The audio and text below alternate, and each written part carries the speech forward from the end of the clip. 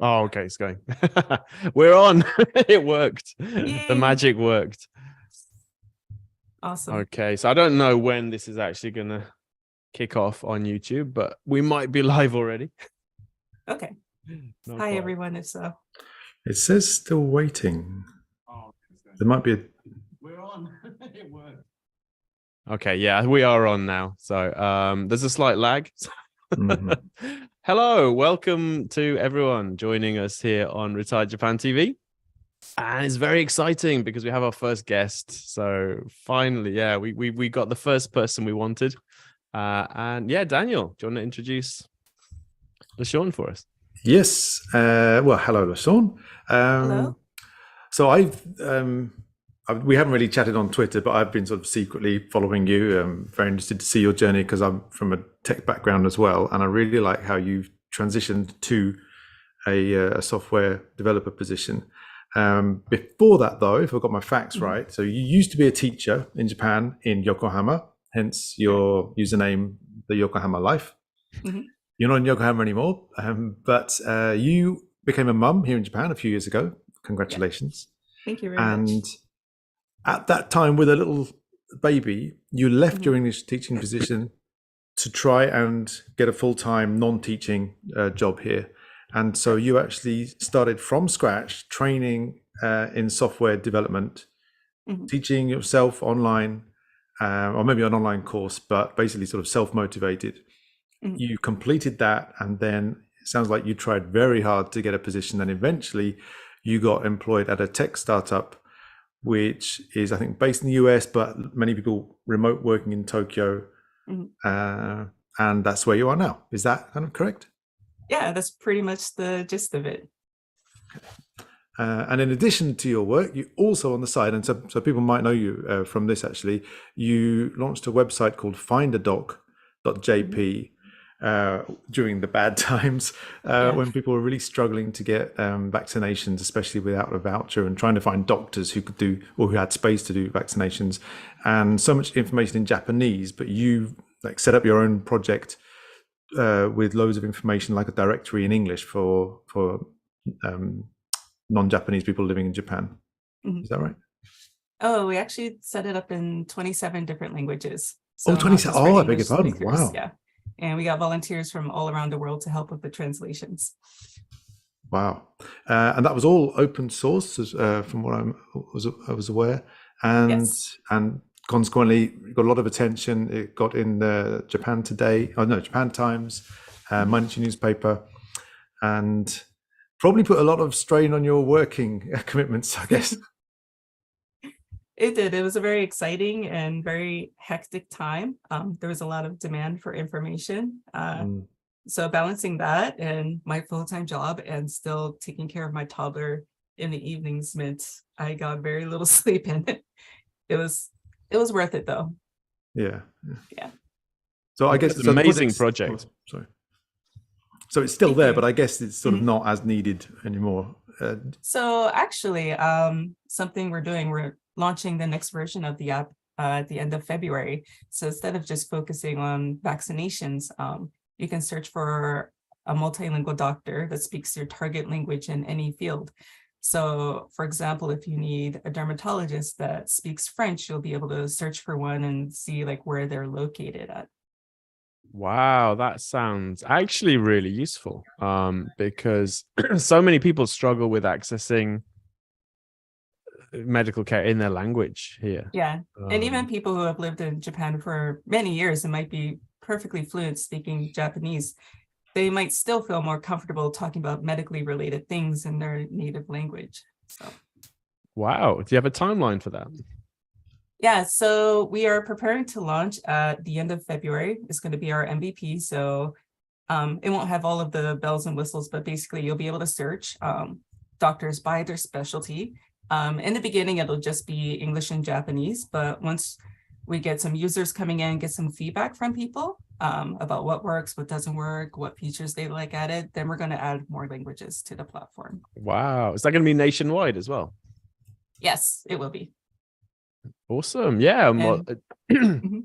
I'll definitely, yeah, we'll definitely be sharing that once it's out. And then, yeah, if you need information from Sendai, I can definitely, I guess you're going to crowdsource the database Yes. building. So, Yeah, so just like the first version of Find a Doc, we're relying totally on crowdsourcing. So basically, if you just happen to know a doctor in your area that speaks another language, whatever language that may be, you'll be able to submit it to us. We'll have our moderators contact the clinic, verify the information with the doctor, and then we'll publish it on the platform for other people to find them. wow. Cool. Very cool. Thank you. So people won't have to be technical and know how to use GitHub or anything to be able to contribute that. You don't have to be technical. It certainly helps if you at least have a GitHub account and you're willing to learn. If you are, we have a Slack group that you can join, and we'll kind of walk you through how you can contribute, whether it's through like design or translations. We have some non-technical things that we do need help with. We're looking for contributors for. So yeah. Wow. Okay. Good stuff. Maybe, yeah, I might reach out to you and see if you want to do a guest post for Retire Japan, because we've got quite a big mailing list. So okay, awesome. that Yeah, might be a that good would way be to great. find people. Yeah. Awesome. Yeah. Cool. But enough about this. Okay. So I think let's just jump into the interview, I think. Okay. So the usual thing, could you tell us a little bit about yourself? Just to lead up to coming to Japan, I guess, and all that. Yeah. So when I graduated from university, I was working for Bank of America, actually. I absolutely hated it, but it was very eye-opening, getting to actually peek into the personal lives of people's finances. You know, of course, it's all confidential, but it really made me realize that there's such a huge gap between like how much people are earning. And it also made me start thinking about my own finances and investments and things like that. I had no education when it came to investing. I had no idea where to even begin, but I at least started looking online, like learning how to budget, and just things like of that nature. But I didn't last long at Bank of America. After 7 months, that was my limit. And I thought, I need to get out of here. There are a lot of angry customers too that you have to deal with as a bank teller. And I just wasn't cut out for it as an introvert. But my friend had an English school in China, in Shanghai, that he said, hey, you can come work at my school. I thought, oh, this will be great, because I love traveling and I want to experience China for a bit. I got there and I survived all of 2 weeks before I decided I need to get the heck out. Because I'm very obviously not Chinese. And so I got followed by people whenever I left the house, and that made me feel really nervous and uneasy. Yeah, people trying to get me to buy things or just taking pictures of me constantly. It was kind of weird. Yeah, I lived in China for 1.5 years. Sounds familiar. Yeah. So actually, while I was there, I applied for a teaching job in Japan. So this was in April 2011, just after the big earthquake. And there's a mass exodus of teachers, and they were really desperate to hire new ones. So I applied. They asked me how quickly I could come to Japan. And I said, it's whenever you need me. They said, okay, next week. I was like, all right, I'm on it. And I left China the very next week. And so I've been here since then, since April 2011. And I taught as an ALT in Tochigi for a year at public elementary schools and a junior high school before I moved to Kanagawa and began teaching in Eikaiwa in 2012. And that's, yeah, as Daniel mentioned, that's when I started my channel, The Yokohama Life, and how I got my nickname, because I lived there for such a long period of time. And then I met my husband and moved to Tokyo in 2018. And for a short period, I still tried to do Eikaiwa, but it just wasn't working because of the distance. And I actually took a pay cut to become a university teacher at a school that was closer. So you would think a university teacher would get paid more, but no, they don't, because you don't get paid for the summer holidays or anything like that. Right. Yeah. Yeah. So I did that. And when I started my job, I found out I was pregnant. So I was like, whoa, surprise. That was fun for me and my employer, because I had never had a pregnant employee before. They had no idea what the process was like for maternity leave or anything like that. So when I went on maternity leave, my daughter was born in September. The pandemic happened. Like we started hearing rumors about it in December, and in January that was starting to come out in the news and everything. So when it was time for me to go back to teaching university and they wanted me to do in-person classes, it was kind of scary because lockdown was starting and I had a young baby and I thought, I don't know if I could do this. So it was either teach in person or I'd have to quit. So I chose to quit at that time. Wow. Okay. Yeah. I thought it was just a simple case of, I've had enough of teaching, I want to get out, but it's not. There are various factors involved for you. Yeah. And the main thing was the pandemic. It just didn't feel safe because we didn't know how the virus was spreading at that time. And we didn't know what kind of precautions were necessary. And university classes can be quite big. You could be teaching hundreds of students, and it was just scary being face to face with that many people. So I quit my job, had a young baby on lockdown, was scared, depressed, and miserable. And my marriage was also going through a lot of problems at that time. So that's when Yan from Code Chrysalis reached out to me because I was sharing all of these struggles on Twitter and asked if there was any way she could help. And so I started asking her about her coding bootcamp, and she introduced me first to some free courses to take just to see if coding was something I would even really be interested in.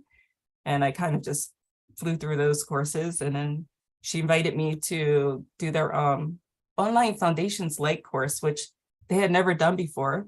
But because everything was on lockdown, students couldn't attend the bootcamp. So they wanted to try this online course. So I was like the guinea pig, the first ever student. Nice. Yeah. So I started going through their foundations light course, providing feedback. I did that for, I think, about a month. I managed to get my daughter into daycare, and I basically focused all of my waking hours when she wasn't home to studying coding. And I did the interview. I failed it. I cried. Did the interview again to get into the coding bootcamp itself. Oh, right. So not an interview for a job. This is an interview for. This just for the coding bootcamp. Yeah. And I managed to just squeak in to pass. And I started the coding bootcamp that fall. And yeah, that was, I believe, 11 weeks, also completely online. But it was from like 9 a.m. to 6 p.m. weekdays. So it's essentially like a full-time job. You don't really have time for anything else. And there's also homework after the class is over. So my daughter would get home from daycare at 6. I feed her, play with her, give her bath time, read to her, get her to bed. Then I'd have to do homework. I do that till like 2 a.m, sleep, get up at 7:30 and start the day again. So that was my life for like the 11 weeks of the boot camp. That's intense. Wow. Yeah. Would you recommend that to others wanting to do the same thing as you? I would recommend the boot camp, not with that kind of schedule. Take your time if you can, especially with like the beginners courses. If you have the time to do it over the course of a couple months, as opposed to just like a month, you'll definitely feel a lot more confident coming out of it. You'll be able to like remember a lot of the things you learn better, because it is a lot of information being thrown at you at once, especially when you're starting from scratch. There's just so many new terminologies and whatnot that you have to remember, and it's overwhelming. I mentioned I cried every day. Oh no.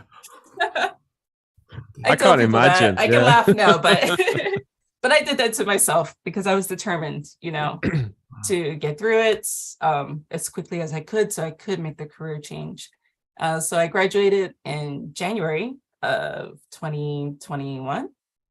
I believe that's the right date. Yeah. And I found my first job in April after a very lengthy application process. I mentioned before, I that sounds quite quick, like 3 months. That's not bad, but it wasn't just 3 months and I got a job. It was a lot more involved for you, wasn't it? Yeah, it was 3 months of filling out like over 150 applications total. I did like a couple interviews. I would say 10 or so interviews like through Zoom like this, and a couple of coding interviews. And it was actually failing a coding interview that landed me to getting my current job. because one of the wonderful things about the tech community is that a lot of people will reach out to you and offer to help you, offer to mentor you. And so the person, Jason, who's now my boss, he was one of those people. So when I failed a coding interview for another company, he offered to look at it with me to kind of go over what I could have done better, what might have been the issue. He saw my code, he liked what he saw, and he hired me. Wow. So it worked out great. Nice. Wow. So the 150 plus applications that you sent out, none of them Yeah. actually led to the job that you got. None of them led to the job. Side Actually, effect. networking, sharing your experiences, and Ah, taking people up on their offer when they offer to help you, accept their help. and so the step before that, how did he know what you'd done? You were sharing it on Twitter or something? Yeah, I had a habit of oversharing my life on Twitter at the time. So I was sending out maybe multiple tweets a day. Basically everything, like from the beginning of my coding journey all the way to the application process, like oh, I got 10 rejection emails today, blah, blah, blah, Okay. things of that nature. So yeah, he kind of followed along. Wow. So Right. social media leads to job opportunities. Social media, it's a wonderful tool. Like, and maybe up until recently, this was true, but a lot of people in tech really utilize Twitter. You can connect with a lot of other software engineers through Twitter. It's like one of the most popular platforms. And so, yeah, I highly recommend it. If you're someone looking to get into tech and you don't know where to get started, just, send someone a DM, just ask for their advice. I used in the before times, I used to attend a lot of tech events when I was living in Tokyo, and that was fantastic as well for networking and meeting people of all different levels. I don't think they're happening so much now, but yeah, it's probably shifted a lot to social media instead. Yeah, and a lot of Zoom meetings, things like this. Before tech, I was never comfortable getting on camera and talking to people, but now it's something I have to do every day. So it's become part of everyday life now. Yeah, I think everyone's got used to this now, like since the pandemic and online teaching and online meetings, and I kind of like it. Like, yeah, same here. Like not having to travel and go to conferences and whatever meetings. Like, yeah, this is not bad. I mean, it's nice to see people sometimes, but most so of the much time time and you can do money. it from your desk. So Yes, I get to work from my bedroom, and it's like I can do all these projects and connect with all these people right here from the comfort of my room. It's amazing. Now, in terms of logistics, I think the headquarters are in the US for the startup that you work for. So that's something that's different, obviously, to teaching English here. Is that something you struggled with, or was it easy? It's something that I feel like going through the boot camp online really prepared me for, because I had to learn how to work with all the developers online, how to like collaborate online really well. So I think that's like one good thing that came out of the pandemic, was people learning to how to collaborate and work on projects via Zoom and other tools a lot better. Do you have time zone issues as well with the US? We don't. Our CEO does. Oh, okay. Because he's the only one in the US. All right. of his employees and his clients are in Japan. Okay. That's good. Yeah. So he's on Japan time, and he's on Japan time. Cool. What did you consider any other kind of boot camps or courses as well as this? Was it Code Chrysalis? I actually wasn't familiar with other boot camps when I started out. I had met Yan when I went to a meetup like a few years back, way before COVID. There was a tech meetup for people who are interested in the Harvard computer science online courses. So I went to that, and she allowed us to use their space in Code Chrysalis for our meetups. So it was for people who are beginning with coding, who just wanted to like go through the course material together and share their progress. But because of my Eikaiwa teaching job, once they changed the meeting time, I wasn't able to attend because it was on Saturdays during my classes. So right. There was like a period of like about 3 years where I didn't do any coding at all, and I completely forgot what little bit I had learned. And why coding? Because like, if you want to sort of get out of teaching, there's obviously so many different paths you could go down. What led you down that technical path? The thing about teaching is that there's only so far that you can go, like unless you're willing to like open your own school and like start your own business. If you're working for a company, there's only so high you can go within that company and only so much pay that you can attain. Like I became a head teacher within the Eikaiwa company I was working at, but they only increased my pay by an additional 5,000 yen per month, which wasn't worth it for all of the additional hours that I was putting in. Like I wasn't getting home till like 11:30 at night because I was working so much overtime, trying to make more money. At the time, like with all of the overtime I was putting in, I think I was making just over 300,000 yen per month as a head teacher, working at least 50 to 60 hours per week, right? So like I tried talking to my company about making more money because I had student loans that I had to pay in the US, and I was sending money back to the US to pay on. But I did the calculations, and basically I was going to be paying student loans well into retirement age at the rate, at that rate with that amount of pay. And I tried negotiating with my company. I'd like to make like at least 400,000, or like, no one makes that much money. Like even the staff and managers don't make that much money. Why do you think you deserve to make that much money? Right. It was that kind of attitude, unfortunately.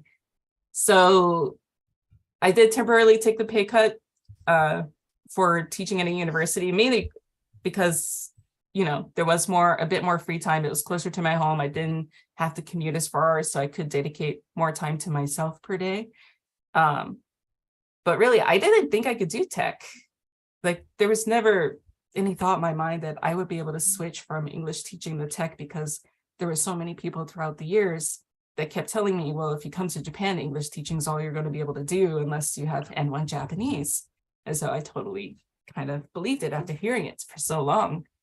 So when I met Yan and like some of these other amazing software engineers making like these amazing salaries, I'm like, how could I do that? How do I get into that? Right? Because they're like, some of them they've come over fresh from the US. They don't speak any Japanese whatsoever. And they're making, these great salaries. They have these really amazing jobs with benefits. So I became interested in how I could do that. But there's a big mental hurdle that you have to get over when you're trying to leave English teaching to go over to another career, because you've been stuck in that environment for so long. You have to like stop believing the naysayers, the people who tell you like, oh, you'll never be able to do that. Like you're already making more than most Japanese people, which is true, because like the average, I think it's like the median income, average household income is like 500,000 yen per month. That's if like usually both people are working in a Japanese household. And for women, it's only like 250,000 yen per month, which I was already making more than. So I kind of thought this is the best it's ever going to get. But that certainly turned out to not be the case, which I was very pleased. Just like my first year as a software engineer, I got a couple raises, and those raises alone were more than I made the first 8 years I made combined as an English teacher. Wow. Nice. Yeah. Yeah, I've got lots of clients that work for American tech companies, and yeah, their salaries are a completely different level. Yeah. Compared to my usual crowd of English teachers and small business owners. I think a lot of people will probably be really inspired to hear your story. What would you say? No. Oh, Sorry. including your daughter, hopefully. Just Okay. It is a. sorry, we're having that moment. Yay, we We're recreated recreating. the Korean news editor video. Awesome. Sorry, Legendary. baby. You did that on I'll purpose, go give her didn't snuggles. No, I You really did that did on it. purpose. You set that up in advance so we can go viral. Awesome. Oh. Sorry. Where were we? So people, apart from your daughter, who will be inspired by your story, but there may be people who are lacking confidence What sort of advice or what would you say to people like that who think, oh, that's great, but maybe Yeah. I can't do it? I would say don't listen to the people you're currently working with. Reach out to the people who are in the field that you want to get into. Those are the people you should be listening to. Ask them for their advice on how to get started. See if they're willing to mentor you. And if they are, take them up on their offer. Like I've seen like so many times, like just in the tech field, people who are getting started, they're too afraid to accept help from mentors because they're afraid of looking dumb. Like they don't know what they're doing, like looking an experience. It's like, yes, you're an experience. That's the purpose of having a mentor. You don't have to be ashamed. They're here to help you. So yeah, I would say reach out to people and put your pride aside. It's okay. You're starting fresh. Allow yourself to be a beginner again. Wow. So yeah, really inspiring. And well done for getting through all those hurdles. Wow. So I guess at this point then, obviously no regrets for you. You're kind of happy, or do you have like goals or you're still aiming for, or? Yeah, my only regret is that I didn't start sooner.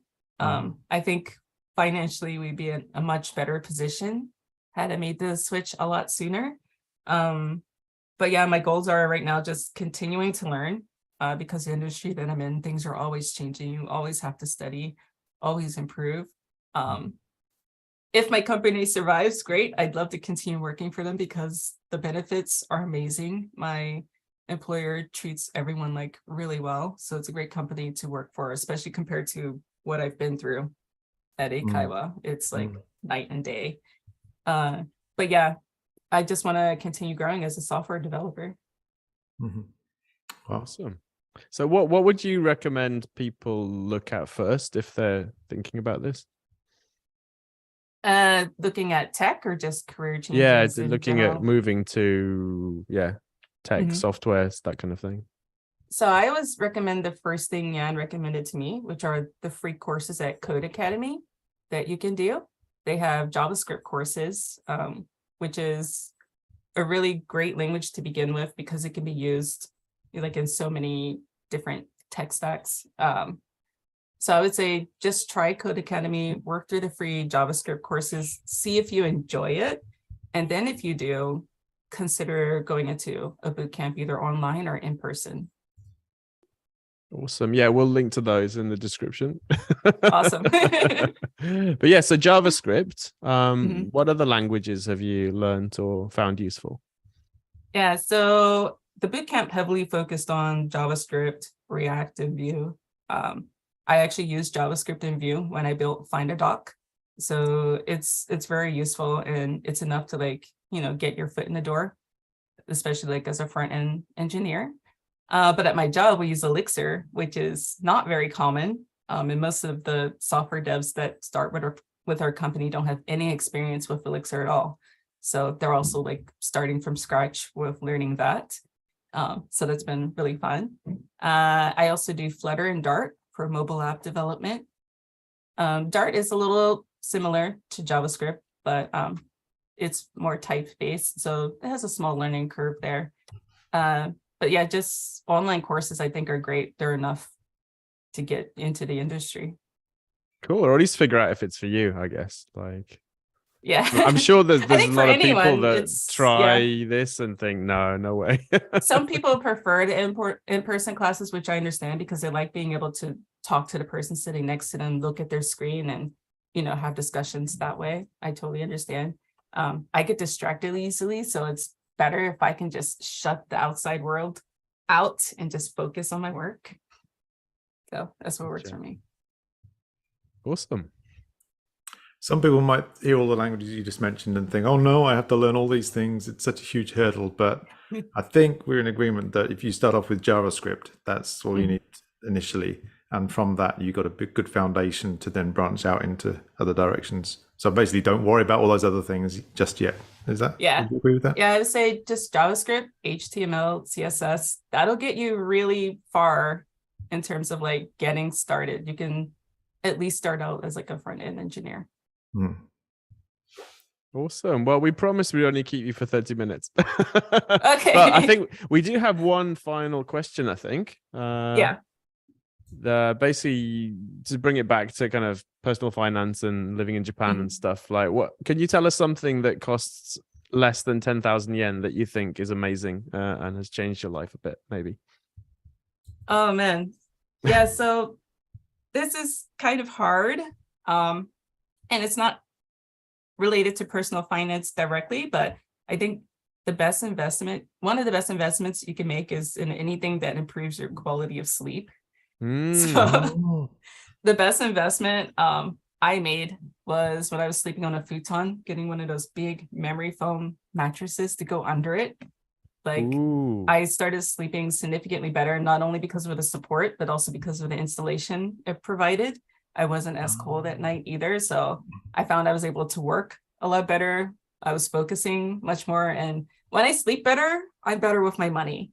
I'm less likely to go out and make impulse purchases.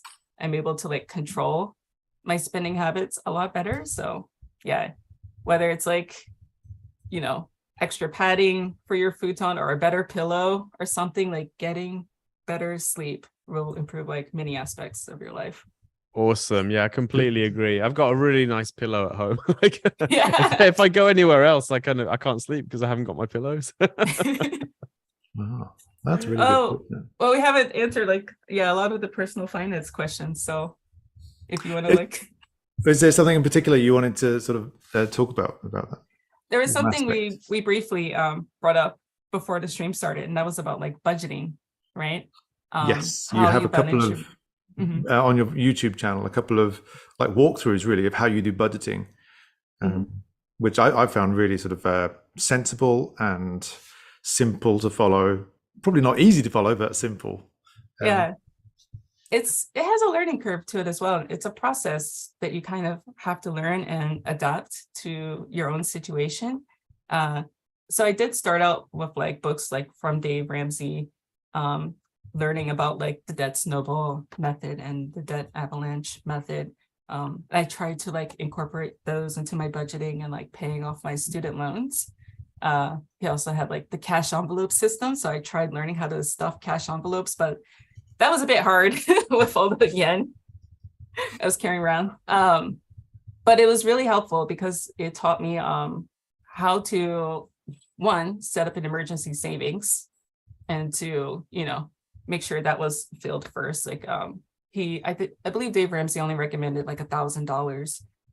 But when you're living in a country like Japan that's prone to so many natural disasters, $1,000 isn't gonna get you very far. So I actually tried to aim for like at least 3 months of emergency savings. But it was really great because it got me into the habit of like getting my paycheck and immediately taking money out for savings first, which I hadn't really been doing before. I would just like spend money throughout the month and try to leave a little bit at the end, and then that would go into savings. Yeah, that doesn't work, does it? Most people don't. So yeah, I completely agree about the emergency fund, especially living abroad, because one emergency that's very common is having to fly back suddenly.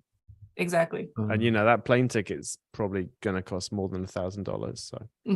So my question for you is like, how much would you recommend to people for an emergency fund in Japan? I always cop out of that. So it depends. So yeah, the rule of thumb is 3 to 6 months of expenses. But we've got a lot more, for example, because my wife has a business, so we need enough money put aside to cover salaries for a while, for example. I think as much as you think you might need, and then once it starts getting to the point where you'd be better off investing some of that instead. Because the thing is, you can always pull money out of investments if you need to. So the emergency fund is really just that kind of immediate liquidity. Yeah. And then, if your situation, if your emergency drags on a bit, you can always maybe start selling investments if you really, really need to. But also, if your savings rate's high enough, so if you're saving a lot of your income every month, that's kind of your emergency fund. Having that, if you can save half your salary, then half your salary is kind of margin, so that you can tap if you need to. So there's all sorts of factors going on. I think it's very much a personal kind of calculation. What kind of accounts do you believe are the best to use for an emergency fund if you're living in Japan? Just a bank account. Yeah, I mean, everyone's like, oh, how can I get some return? It's like, well, then you start losing access to it, or it starts getting volatile. You put it in the stock market and it might be down that month when you need it. So yeah, the emergency fund is put it in the bank and then keep some money at home for the natural disasters, because as we found out, if there's a big earthquake and the power goes off, you can't use credit cards, you can't use PayPay, it's just cash. So you need to have like maybe 50,000 yen in cash at home just to get you through. That's good to know. Yeah. One of the things I read that happened after the 2011 earthquake was everyone, they were trying to rely on vending machines because that was the only source where they could buy drinks because everything was bottled at the stores.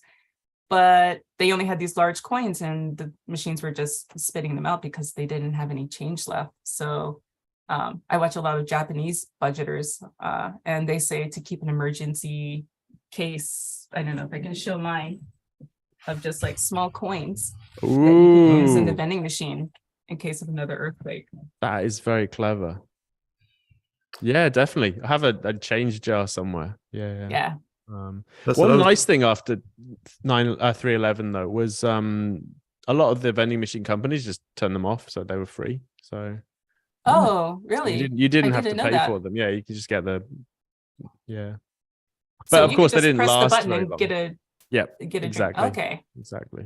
Yeah, I guess they're relying on people to be honest and not just spam the buttons. The whole machine. Yeah. Wow, that's pretty amazing. And one last question for you.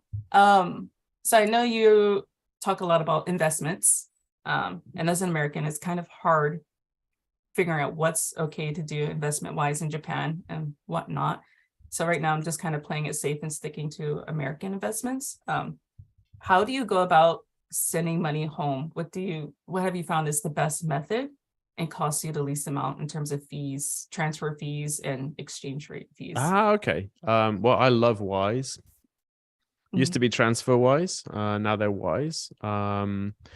And if you're American, you can set up a virtual American account. So you can set up a virtual bank account in Wise and send money to that. And then once it's in there, it's just a domestic transfer in the US to wherever you're going. So that's my favorite. Apparently, if you send a large amount of money, like over 1 million yen, it's often better to use a bank. Just do it through the normal SWIFT method. Like, one of the kind of bigger banks like Prestia or something. Shinsei has a money thing called Go Remit, I think. But for amounts less than that, Wise for sure. And also Wise, you can set up new accounts really easily. Like it takes like 30 seconds, right? So I've got family all over the place, so I use Wise all the time. I'll second that. that. I haven't used it to send large amounts of money, but as I mentioned, I have student loans, and I'll finish paying off my private ones by the end of February, which means I have a large lump sum I need to send over. So I'm like wondering the best way to do that. Well, congratulations. Thank you. But I mean, if it's over 1 million yen, you might be better off looking at maybe Sony Bank. Sony Bank kind of specializes in currency. Shinsei and I think Prestia have the kind of dedicated services. But any of the big ones, any of the mega banks should be able to do it. Okay. That's it for me. Awesome. Well, thank you very much for coming on our show and being our first guest. Thank you for having me. It was great. Yeah, a lot of fun. That's awesome. We've got a lot of links, I think, for this, all those code courses and so on. We'll stick down below. Also, can we link to your budget videos? Yeah, sure. They're a little outdated, but some people might find them handy, and they're probably still really relevant for anyone still teaching English. So yeah, definitely. Awesome. Yeah, really inspiring hearing your story. Well done on struggling through, and I think you probably helped a lot of people in this position that you were at a couple of years ago. Thank you so much for giving me this chance to talk and also ask questions. It's been really nice, and I'm looking forward to more of these live streams. You said this is like your third one. Yeah. Work in progress. We do them monthly, so the third or fourth Monday of every month we'll be on here. Awesome. I'll be sure to watch.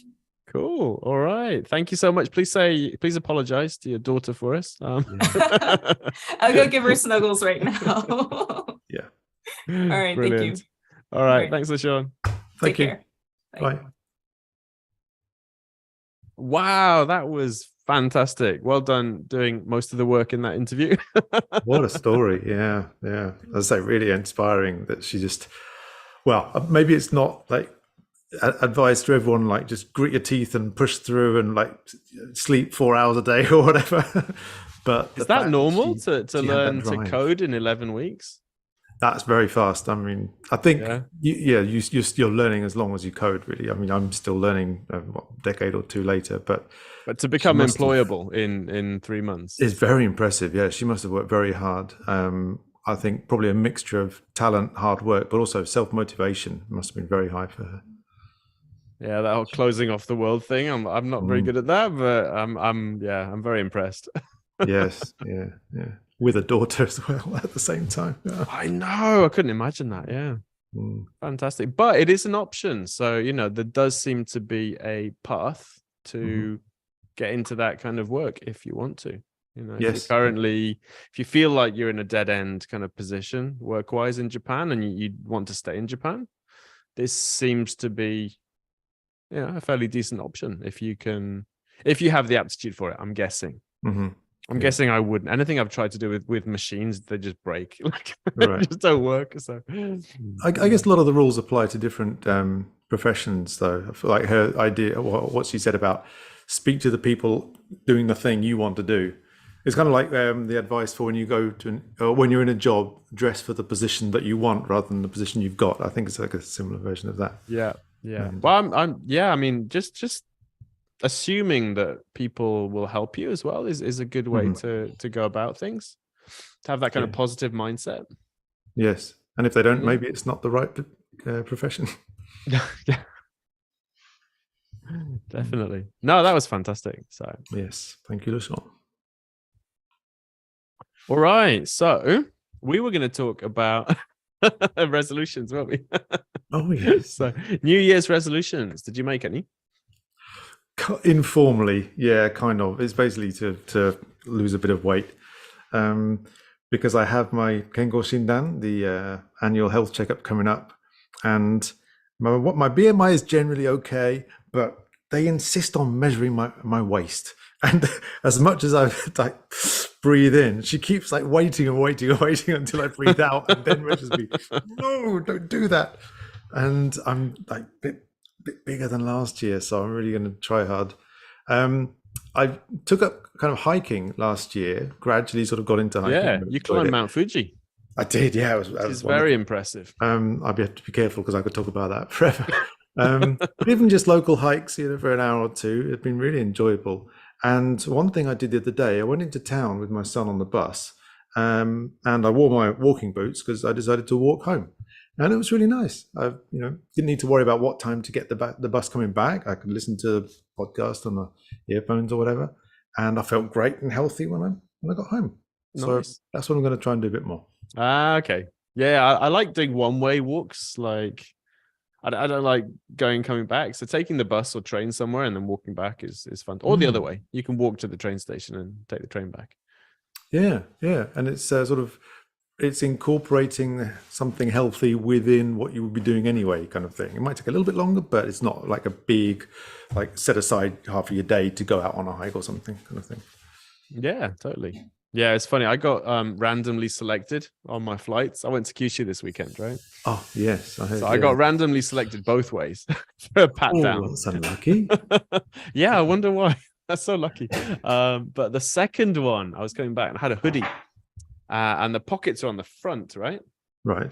And the lady at the inspection thing, she's like, "Oh, I need to touch your hood and your pockets." And I was like, "Okay." So she's like patting my stomach, and I was like, "Oh no."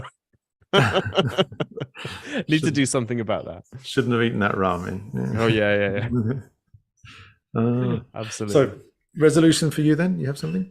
Well, I have a theme, so I don't do resolutions. I try and make a theme for the year, like a kanji theme, and we write them all as a family. And mine was to reduce. So I want to reduce stuff. I want to reduce the amount of clutter around. I mean, you can see in this room, I'm not very good at this, but like reducing clutter, reducing work, reducing kind of wasted time, and reducing weight, because it's time to sort that out. How's that going? Oh, terrible. Oh, okay.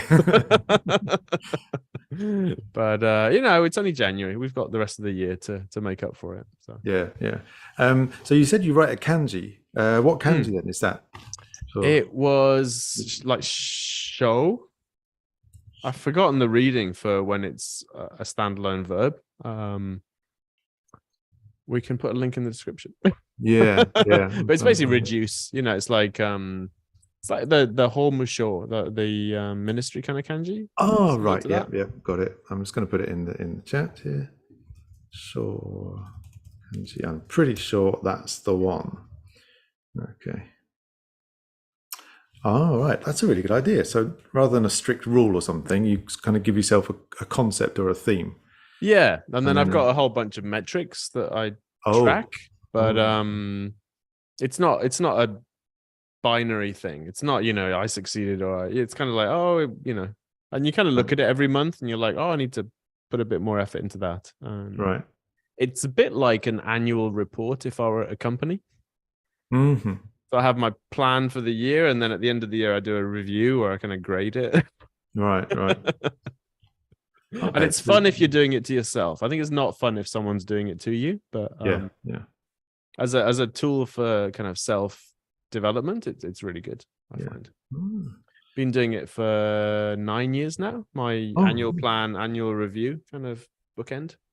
And what kind of themes have you had? Like some example, other themes?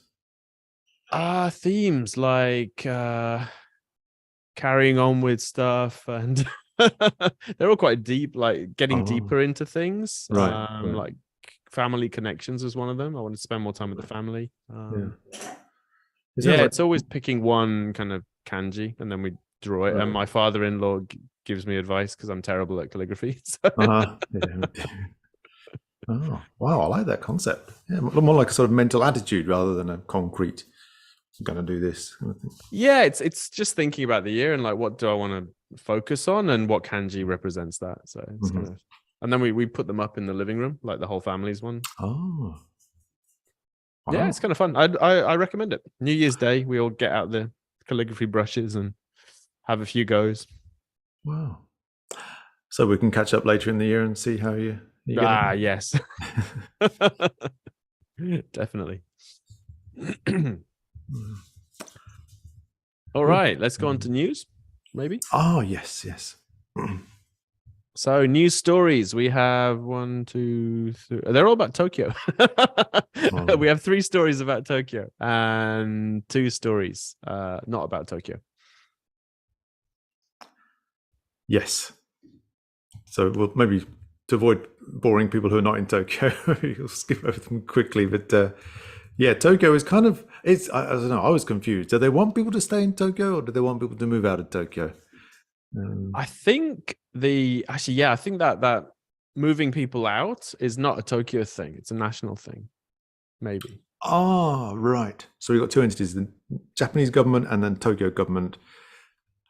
To me, it looked like kind of conflicting. It didn't make sense because they're doing opposite things, but I think it's actually different interest groups. Yeah. So for the listeners, I'll just sort of clarify what's been in the news about these initiatives. So the national government, and correct me if I'm wrong here, Ben, the national government is offering 1 million yen to families with children who leave Tokyo, who might actually move out of Tokyo. I think it's been reported. I don't know if they've started doing it yet. Oh, I see. And I think it was 1 million yen per child. So, if you've got 6 or 7 of them, it could be quite lucrative. Yeah. Wow. So you would think, okay, cool, we're going to move out into the countryside. But then the Tokyo government has said they're going to make childcare free for the second child in a family. And I'm assuming the third and fourth as well, if there are any. Yeah, I guess so. And in addition to that, they've also said they're going to pay people to have children. So you will get an extra 5,000 yen a month. Child allowance. Yeah. Child allowance, right. That makes for people sense. that have children in Tokyo. Now, that first thing, it's probably worth quantifying because there's plenty of towns and cities in Japan that have free healthcare for children. So that's decided at the kind of town level. And yeah, in Miyagi, for example, Sendai doesn't do this, but a lot of the more rural towns do.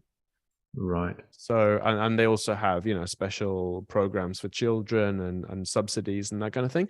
So you can kind of shop around if you wanted to. You kind of shop around different rural areas and see which ones had the best kind of offers, if you could telework, as it were. So Tokyo this got is the headlines Tokyo's version there. of it, I guess. Right. So that got all the headlines, but it's not the first time it's been done, and it's not the only city. Yeah. Yeah, and in addition to that, paying 5,000 yen, an extra 5,000 yen a month allowance. It sounds good, but it goes back to this thing which I don't think is super reliable, just giving people more money and then that will solve the low population crisis. Yeah, I think money's quite low on the list of causes for people not having children. Yeah. Like not having a stable job is much higher, right? Or not being able to afford housing, or not being near your family so they can help you with childcare, or like working hours, companies being not very child friendly. Yeah. Like yeah, still, like if you've got small children and you need to take time off, suddenly companies are not particularly accommodating with that, I think. Yes. Yeah. There was also that news story. I don't know if you saw it on Twitter, maybe last week. Someone, basically, there's a mother who dropped her kid off at school. Their kid went to school, and the mother was working, so she went to work. And the school phoned her and said, "Oh, your child didn't bring the 5 rubber bands that we asked you to bring. So can you bring them now, please?" And so she had to get a taxi for 8,000 yen and take a taxi to the school, hand over 5 rubber bands, and then take a taxi back to work. And it was just like, okay, well, if you're going to treat parents like that, then that's one very big reason why people might be reluctant to have children, because why put yourself through that? Yeah, it sounds like there's loads of small factors that are just building up, really, rather than just a simple solution. Even PTA, like, I don't know if how involved you were with like the PTA system, but accidentally involved I was. I've been involved because not so much with my wife, because I was a bit too late. I met her when the kids were a bit older, but my daughter, with PTA at elementary school or PTA in the kindergarten, I actually went in a few times instead of her. Because if she went in, they'd like force her to do something, but no one's going to force me to do anything. So I just went in and they were like, okay, so we need a volunteer to like, make plastic bags for, every Wednesday at 2:00 in the afternoon. And yeah, no one volunteered me for it. So Right. Yes, I've seen that peer pressure. Yeah. Yeah, exactly. So, it's completely unfair in that, women are expected to do this stuff and men are not. So for me, just turning up at the meeting was amazing. And no one would dream of asking me to be on a committee or something. But for a working mother who's, busier than me, none of that would apply. They'd be like, of course you need to, do this busy work that you got no exit, right? Really. Exactly. Yeah. So yeah, those are the 3 stories about Tokyo, all related to families, really. Yeah. So the central government wants families to move out of Tokyo to decentralize things and move the population into rural areas and keep the rural areas going and reduce kind of the possibility of a disaster like wiping out large amounts of the country. And Tokyo wants people to stay because they want to maintain their tax base, I guess. Yeah. Actually, I've read that the number of children born per women is lowest in Tokyo, in Japan. Oh, really? So if young people move to Tokyo, that reduces their chances of having children. Whereas, if they lived in, I think Okinawa's got the highest rate of child. So if they lived if the same young people lived in Okinawa or maybe somewhere that was more child friendly, they might have a higher chance of having children. I really thought that this remote working thing was going to partially solve this, but it seems to be pulling back. People are kind of reducing remote working and kind of deciding to go back to the office. So it didn't quite work out as a way to make it easy for people to live in cheaper areas and more child-friendly areas. Yes, I wonder if it's helped a little bit with sort of acceptance. So we lived in the countryside in Kyushu, and we were fortunate. It was a lovely little village, and they were very sort of welcoming. But I have heard of other people who have struggled a bit when they go and do the inaka garashi. They try and live in the countryside, and the people might not be so welcoming. Probably not a normal occurrence. I think generally people are very happy, and I do have some friends who lived in Tokyo with us, and then about 10 years ago they moved with their 3 children down to Kochi Prefecture in Shikoku Island, and wow. And they had a great time. They're still there, and the local town was very happy for any families with children coming in, and then tried to help them get set up. I can't remember the details now, but so somebody in the chat has said the problem with moving out, Lloyd, hello Lloyd, the problem with moving out of Tokyo is the job stability in the province you will move to. This was a problem for them. They did a few jobs. I think the wife was teaching English for a while. The husband, I think he was doing something in agriculture, like working and helping out on a farm for a little while. They did struggle, but now it's got to the point where they're both working independently, mostly online, but they also rent out the room on Airbnb, and they're making it work that like that. But yeah, they did get extra support, not just financial, but also the city arranged for them to share a sort of like a workshop space for some weekend like craft workshops they wanted to do. Yeah, so I think generally there's a lot of support for people trying to move away from Tokyo. Okay. Not just, and I think a lot of communities are making that effort. They're putting on programs, they're getting kind of community mentors and stuff. And I think it's a matter of just picking one of those rather than going to some random place that maybe doesn't have that kind of effort. Yeah. And you do hear every now and then again in the news about places offering a house for free, 0 yen, if you come and live in our town. Yeah, for 10 years and do the house up, because that's often the condition, right? It will give you the house, but you have to renovate it and you have to live in it and stuff. Yeah, read the small print. Definitely. So we have another couple of things for the news. One was from a thread that you tweeted, personal finance for people living.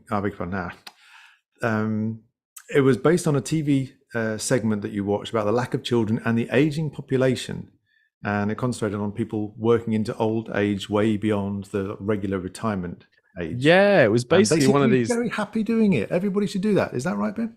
Yeah, it was basically one of these things, 20-minute segments on Newswatch 9. I love Newswatch 9.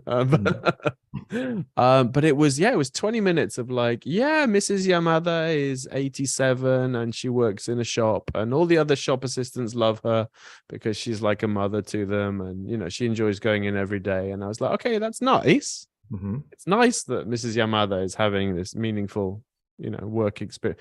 But it felt like propaganda. It felt like, everyone should be happily continuing working. And there's 2 reasons to push that narrative, right? The first is that working is inherently healthy for a lot of people. It gives them social connection, it gives them meaning, it gives them a routine and stuff.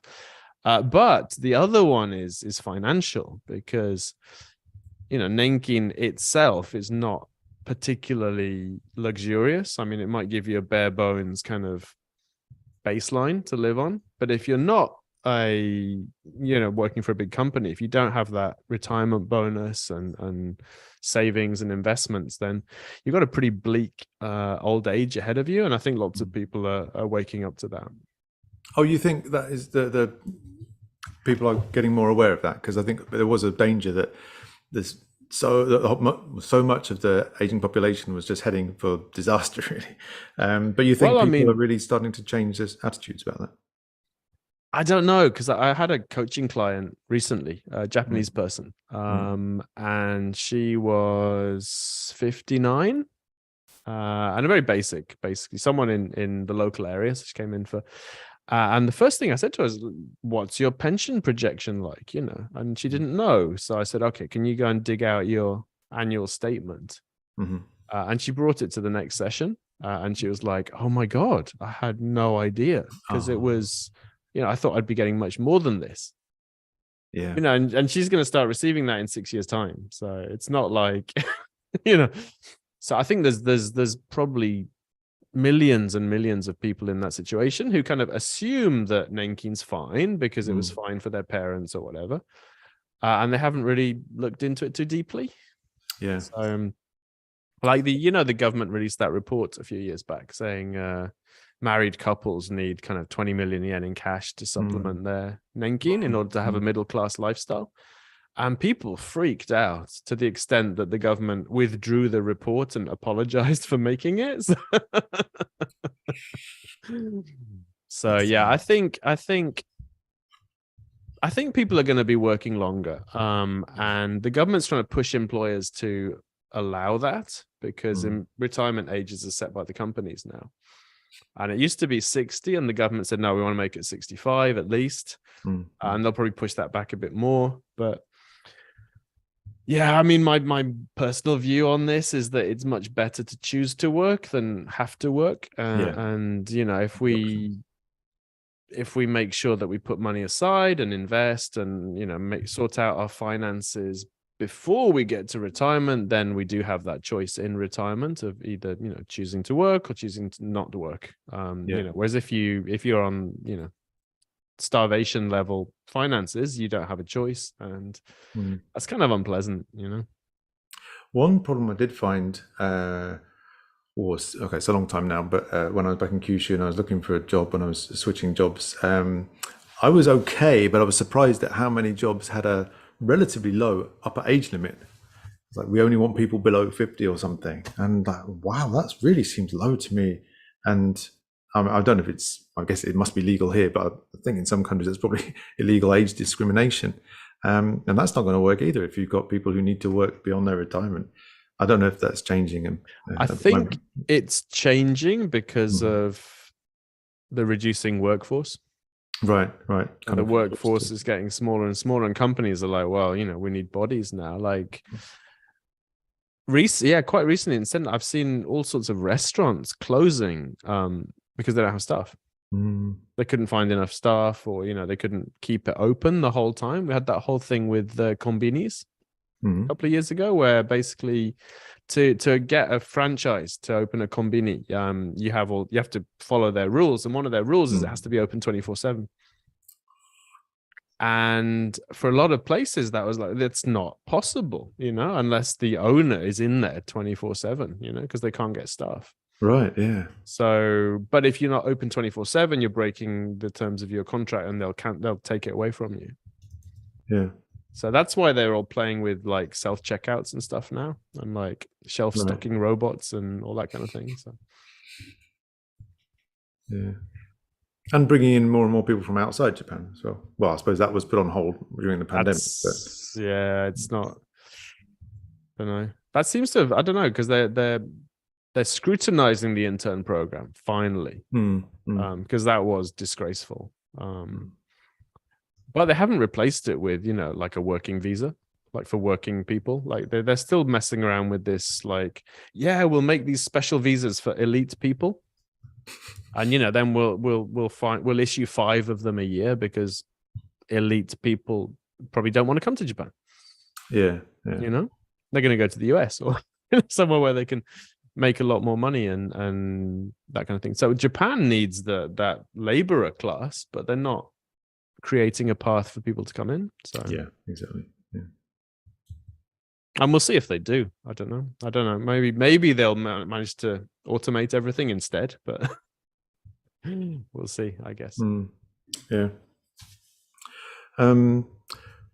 We have a question in the chat from Kai, which we'll come to a bit later on. So we won't forget about you, but one more news item, and I wanted to mention this because it's I just did this last week, and It's very topical.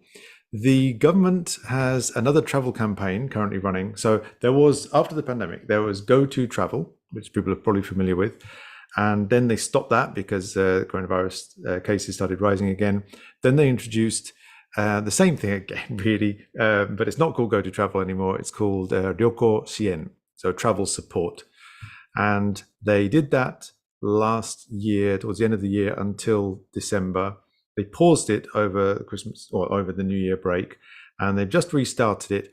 Not quite such a good deal, but it's still pretty good. We made the most of it last week, and it runs until the 31st of March. So as we're recording this, it's the 23rd of January. So you've got another just over 2 months where you can make the most of it. What do you get? You get 20% off your travel, and that is up to 3,000 yen per person per night if it's just accommodation. Or it's up to 5,000 yen per person per night if it's accommodation and transport, like a tour, JTB tour, where the travel is included in the accommodation. I wonder why they structured it like that. Yeah. Strange, isn't it? So we went separately up to Nikko, actually, to Kinegawa Onsen, which was lovely. And so we booked the train ourselves, and we booked the hotel ourselves separately. So we didn't get the discount for the train. That's how it works. But we did get the 20% off from the accommodation. You can you have to request this Ryoko Sien travel support discount at the time of booking. We booked directly with the hotel, and they did it for us.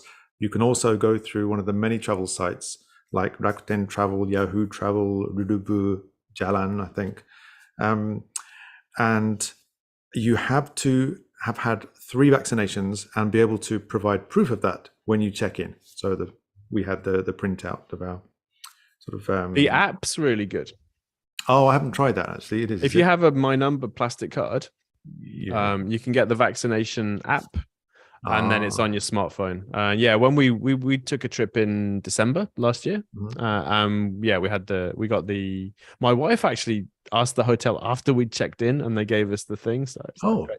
But I needed my vaccination thing, so I had it on my phone, luckily. Okay. Oh, that's good. Wow. We'll link to that in the description. Yes. Yes, I've got a link here, which I'll put it actually, which is in Japanese, but it's general information about pretty much every aspect of the campaign. It's very good. And you also need ID as well to prove that you are the person that you said you were when you booked it, when you check in.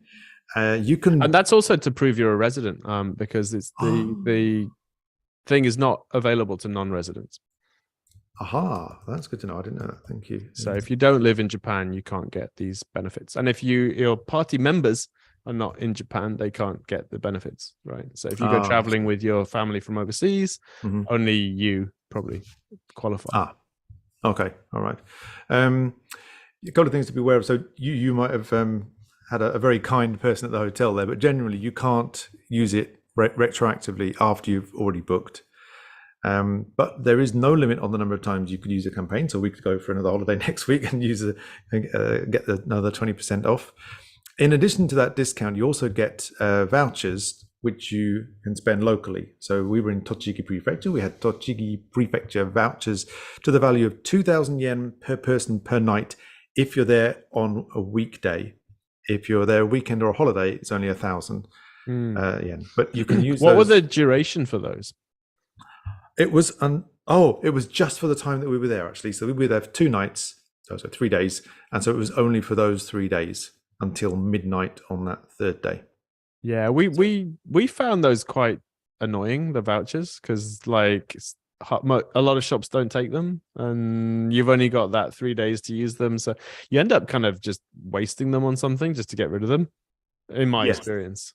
They were a bit restrictive. In the end, we spent it in the hotel on massage and private onsen and some stuff in the gift shop as well. We got our gifts. So we were walking around the gift shop saying, do we need some soy sauce? Can we get this soy sauce? We put petrol in the car, I think. Like one petrol station took them. So that's good. All right. Okay. So you can't spend it like cash everywhere, but still you might be able to find good use for them. Anyway, it's a good, it's not quite as good as the campaign they ran last year, but it's still definitely worth looking into if you're traveling a trip. And it looks like weekdays you get more for your money than weekends. which makes sense. They're trying to promote demand, but yeah, I mean, my experience is it's not as. I mean, last year it was amazing. It was like, woo, the trip's free basically. And now it's kind of like it's a bit of a subsidy. And actually, I have a trip coming up, and I booked the hotel a while ago, and I called them up, and they said, yeah, you can't use the travel support thing with an existing booking. So I made another booking, thinking I'll cancel the first one if and the hotel put the price up by about 20%. So it was net the same. So whether I used the travel Shein now or used my old booking that was cheaper, it ended up being about the same amount of money. So I'm surprised they're allowed to do that, but I suppose it's difficult to police it, isn't it? Anyway, worth looking into if you're planning on traveling and maybe you want to squeeze it in before the end of March. Because you have to ask for it is the thing. They don't get it automatically. And, if you don't ask, you don't get it. So definitely, ask. Yeah. Awesome. So we've got forum stuff, I think. Mm-hmm. Just quickly. So we've got 5 stories from the forum. The most active one now, it's on fire. I mean, it was on Twitter a lot as well. So there's this BBC journalist called Rupert something, who was the Tokyo correspondent for a while. Have you got the name? Winfield Hayes, I think it is. Yes. And he's leaving. So I think he's going back to the UK, is my impression there. And he wrote an article kind of saying goodbye to Japan and talking about, and the title is Japan Was the Future and Now It's the Past. And it was, I mean, controversial? Was that? Is it, can we say it's controversial? Do you think it was that? I think people, I mean, my take is I didn't hate it and I disagreed with a lot of it, but it was not, I mean, it came from a place of love, I think. So I think that's why people are discussing it. Because I think if people agreed with it, they wouldn't discuss it. And if they disagree with it completely, then there wouldn't be a discussion. There'd just be people saying this is dumb. So it's because it's in the middle, because it's got some good points and some points that might not be as valid, that people are talking about it. So it's probably incredibly effective journalism, if you did it on purpose, Yeah, it's certainly got people's attention. I think I agree with some bits, disagree with other bits, but generally I just find it interesting hearing people's thoughts about Japan because it's there's such a diverse. Well, it's weird saying Japan's a diverse country, but I think people have a lot of different views of Japan depending on where they live in the country and also which community they're a part of. So I find it very interesting to hear how long they've been here, how long they're planning to stay. How integrated that. I mean, it's endless, isn't it? But definitely go to the forum and check out the discussion because we're still talking about it. So very active thread at the moment. And read the article because it's not bad. It's pretty good. Yeah, I'll just put a link in the chat. Yes, and the second story was about lawyer fees for writing a will in Japan, which was interesting because I haven't done this myself yet. So it was nice to see people's examples of the quotes they got for making a will in Japan, and it's pretty expensive. So people were being quoted 300,000, 500,000 to make a will. So now you're talking in yen there, aren't you? yes, and it depends because it seems like in some cases you actually get charged a percentage of the value of the estate to make the will, which seems insane to me. But and there's different options though. So I mean, you can write it yourself. That's free. You can get a scrivener to help you. That's a minor fee. But once you get the lawyer to make it for you, it becomes a lot more expensive. It seems so. Right. So the figures you were quoting, just put them into dollars. It's roughly $2,500 to $3,500. Now, is there a way for people to avoid that big cost? I get you can write your own. And how is that like a practical DIY thing? Well, there's drawbacks, obviously. So if you write your own, you might screw it up. So it's not legally valid if you don't phrase it properly. Right. So it makes it easier to dispute it, or because basically you want the will there just to make sure that people don't squabble about stuff. It's got to be iron cast, and I guess a lawyer is going to do that better than you. Yeah. And also you can lose it. So if you handwrite it, you basically keep it at home, and people might lose it or misplace it or destroy it, and write a new one kind of thing.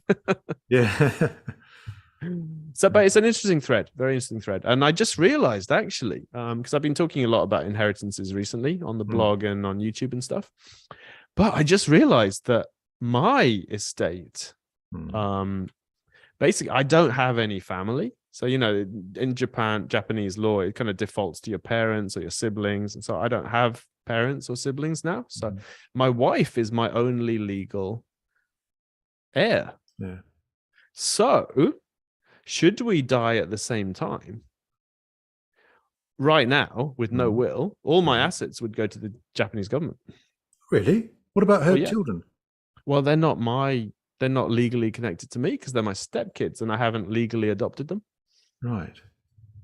So her assets would go to her children and her parents. Oh, but my assets would just evaporate into the military budget, I think. So so we need to sort that out quite quickly, so in case I get hit by a bus today or something. But yeah, definitely worth thinking about, inheritance and wills and all this kind of stuff, because it's really important and it doesn't take more than a day or two to sort it out. So yeah. Cool. We had a thread about the UK state pension again. It's pretty much the UK state pension forum over there.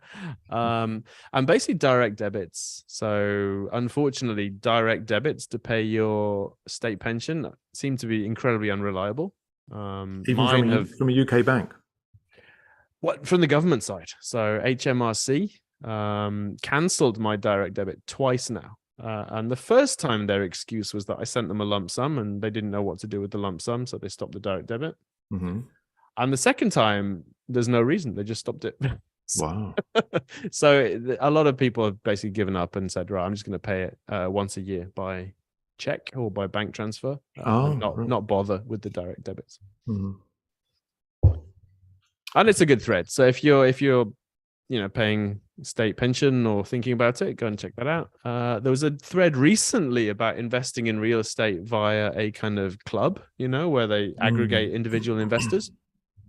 So it's in between buying your own building and investing in a REIT fund, a real estate investment trust fund.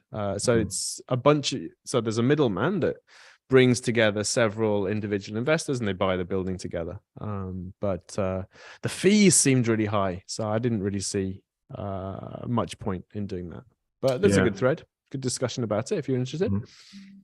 And the last one was someone was asking about whether a single mother with a fairly low income should use iDeCo.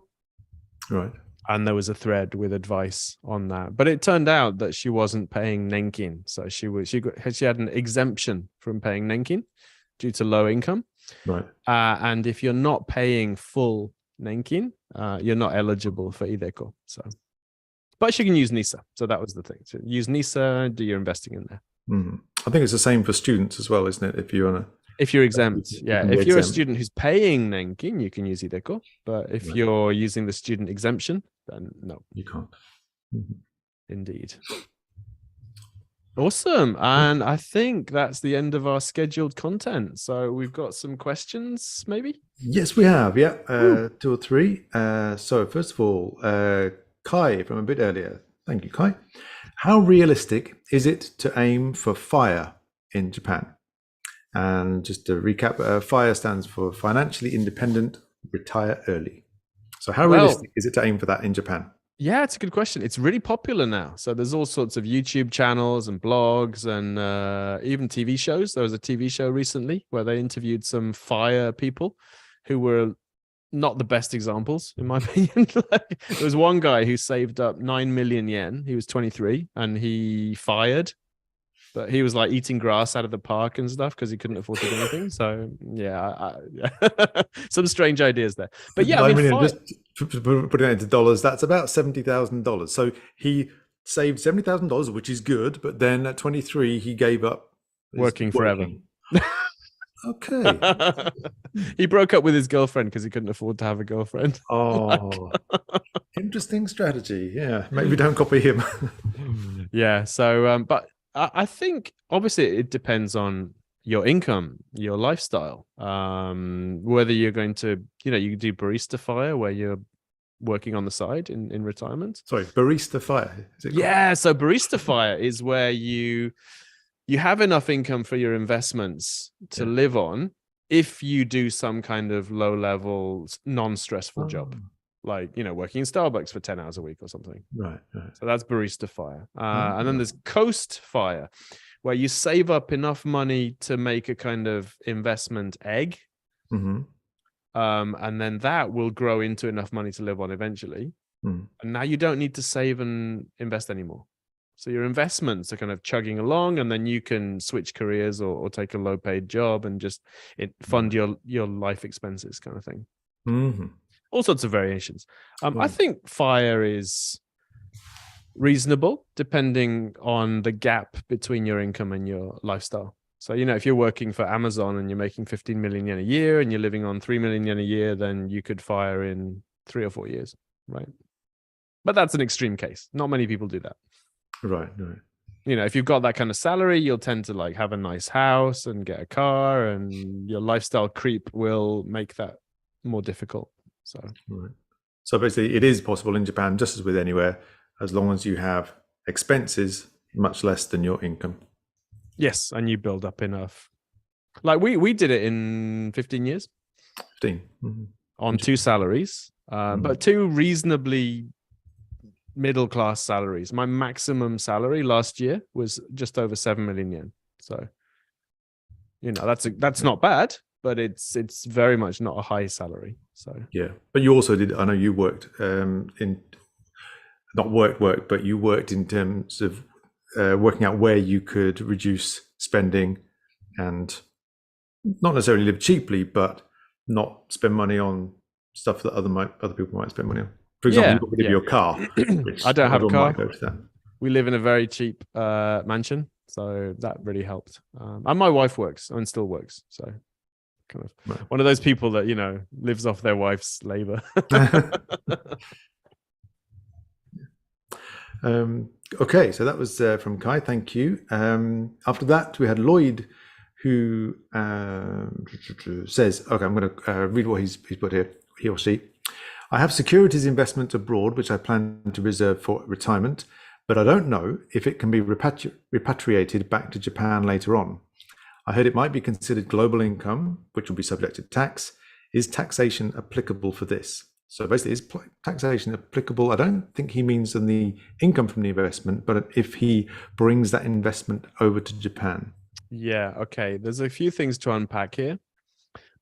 One is that any investment income, wherever it is taxable in Japan if you're living here, because investment income is deemed to occur where the person is, not where the investments are located. So that doesn't count as global income. If you're even in the first 5 years of being here, you don't get to ignore investments abroad unless they were pre-existing. So if you made them before you came to Japan, it's a bit complicated. But basically, if you have a capital gain abroad or you have dividends abroad, you probably have to report them here. And as long as you do that, you're perfectly free to bring the money over whenever you want, because bringing the money over is not a taxable event. The taxable event is making a capital gain or receiving a dividend, and you have to report and pay tax on those.